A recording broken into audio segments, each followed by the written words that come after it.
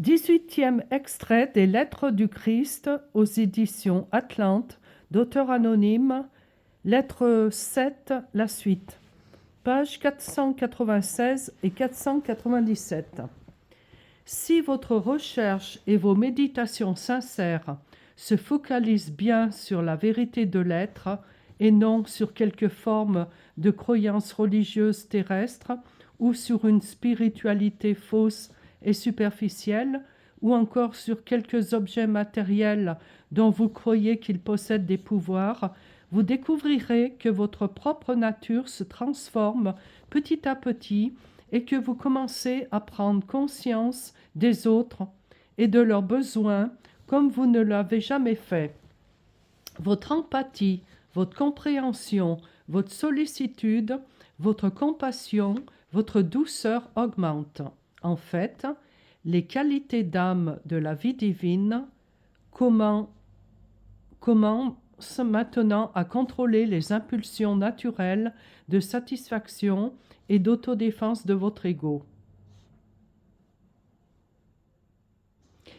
Lorsque la psyché atteint le point de perfection, absorbant de plus en plus d'âme, de réalité divine, cela indique que l'attraction de la conscience humaine s'est affinée à un point tel que l'âme est maintenant en train de se rapprocher de la divine réalité pour se réunir à elle.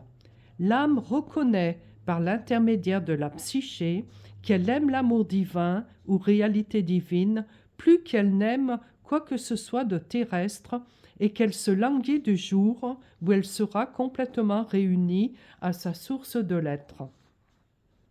Page 498. Cette mort de la personnalité ne devrait jamais être entreprise comme moyen d'atteindre une plus grande intuition spirituelle. Un tel acte de volonté sera contre-productif puisqu'il procède complètement de l'instinct de l'ego afin d'être spirituellement plus important.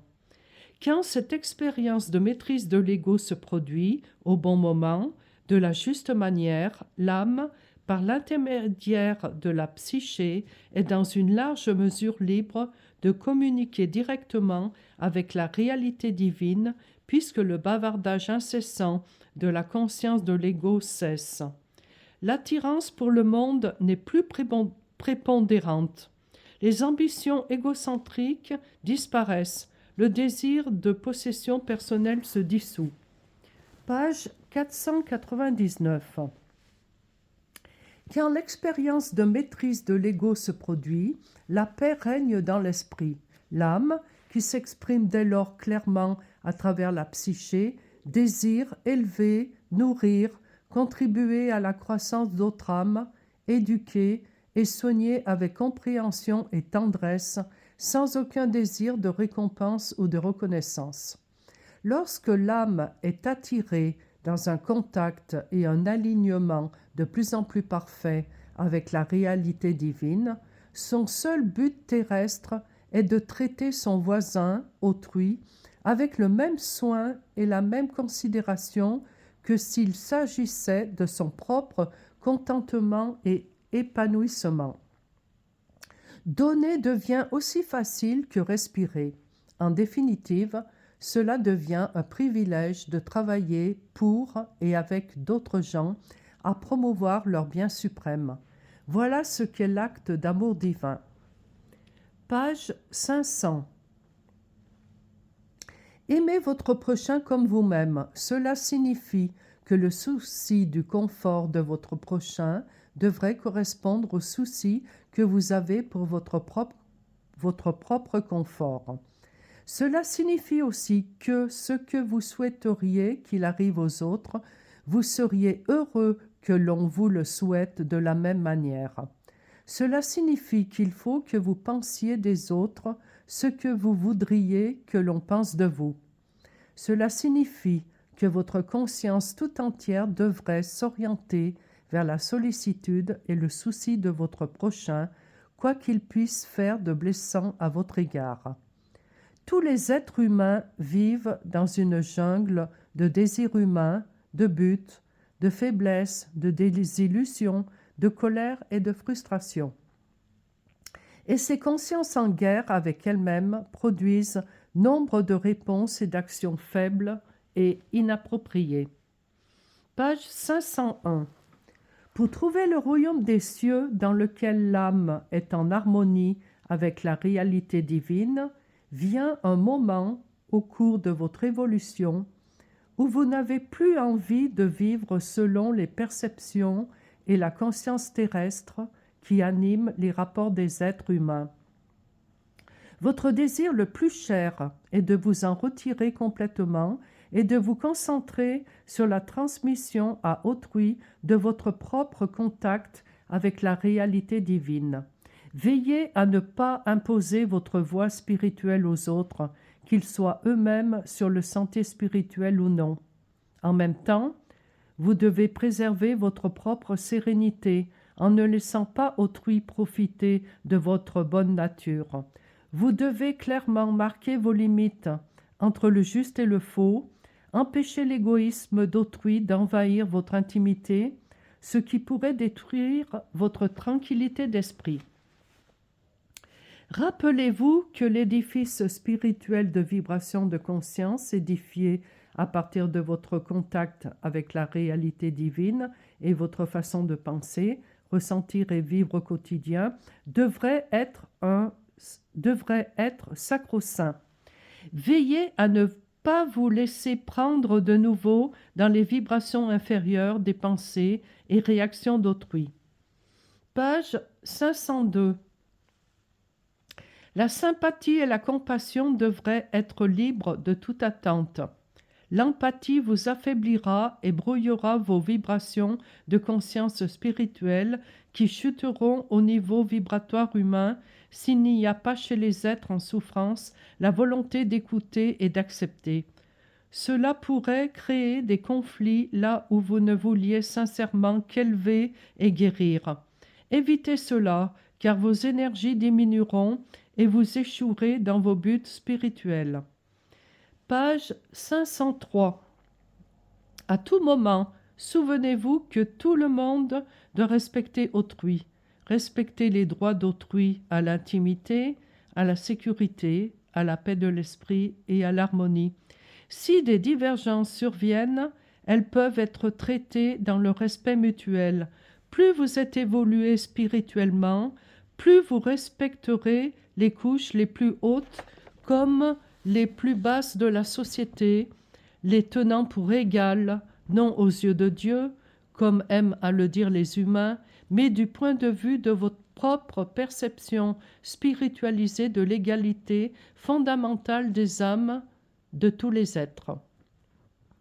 Respect et amour divin vont de pair. Le véritable amour est hautement respectueux de l'être aimé. Le respect établi entre deux personnes conduit souvent à la forme la plus élevée d'amour. Page 504. Pour le moment, vous vivez une existence sombre, pesante, au lieu de vivre consciemment dans la conscience divine. Pénétrez-y et permettez-lui d'infiltrer et de réjouir votre pensée et vos expériences de vie. Sachez que ma conscience christique est avec vous à chaque instant et que vous pouvez avoir un accès immédiat à moi lorsque vous appelez. Que ceci vous soit un réconfort, mais non une béquille. Je ne suis qu'une passerelle vers votre propre illumination et votre propre ascension à la conscience christique. Lettre 8, page 505. Je viens à vous une fois encore pour parler de la vraie nature de l'existence. Voici la vérité de l'être. Vous qui ne croyez qu'au monde matériel, vous vivez entièrement sur le plan physique. Vous vivez dans la dimension qui manifeste exactement vos croyances. Ceux dont les perceptions spirituelles et la vie se sont élevées jusqu'à rejoindre les fréquences vibratoires de la dimension spirituelle savent qu'ils vivent dans deux dimensions en même temps. Ils en sont parfaitement conscients et vivent conformément à cette vérité, évoluant dans des fréquences de l'être de plus en plus élevées. Ils ne sont plus liés au plan terrestre par les croyances humaines, mais vivent en pleine conscience dans l'infini. Plus leur fréquence vibratoire s'élève, plus ils ont conscience de vivre dans l'infini et d'être les seuls à fixer des limites à tous leurs désirs. Page 507. Finalement, après de nombreuses vies, plus ou moins chaotiques de bien-être et de douleur, la psyché s'éveillera à la vérité de l'être et réalisera qu'elle dispose du potentiel nécessaire pour puiser directement dans la conscience divine afin d'obtenir discernement, compréhension, connaissance, d'élever ses vibrations de conscience spirituelle jusqu'à celles de santé, bien-être, protection, croissance intérieure, nourriture spirituelle et de rayonner vers autrui l'essence même de la conscience divine. Page 508.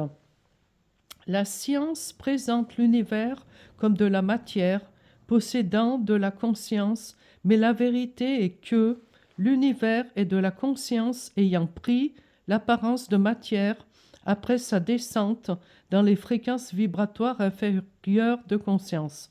Voilà la vraie réalité de l'existence. Il n'y a rien d'autre. Voilà, donc là c'est la fin du 18e extrait, des 18e extraits des Lettres du Christ. Bientôt vous aurez les 19e. Je vous dis à bientôt avec plaisir.